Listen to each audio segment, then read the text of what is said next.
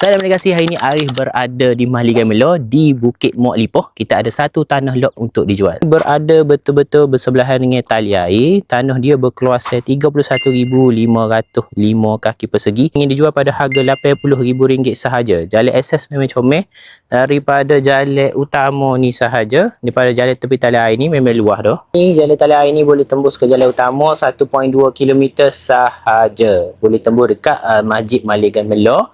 Dekat juga dengan pasar raya gapa-gapa situ ada klinik dengan Pekan Melo pun tak jauh, lebih kurang dalam 10 minit sahaja boleh sampai ke Pekan Melo, sekolah Al-Zahariyah dan sekolah Agama Melo pun boleh lalu akses jalan ni jugalah. Kalau tubik ke jalan ni nak pergi ke Kok Lanah pun mudah juga, boleh akses terus daripada jalan tali air ni. Dia memang agak tinggi dah daripada level tanah jalan sedia ada, semua tanah menurun ke bawah dan jalan akses tepi ni lebih kurang sekaki setengah dia naik pula. Kaki setengah naik. Memang tanah memang sangat-sangat comel. Kalau anda minat nak jadikan rumah untuk kediaman, boleh cuba untuk tengok tanah ni dah. Jadi jika anda minat untuk tahu lebih lanjut pasal tanah ni di Bukit Muar Lipoh, boleh hubungi Arif Legasi, nombor tertera di bio. Arif Legasi, mudah telus pantas.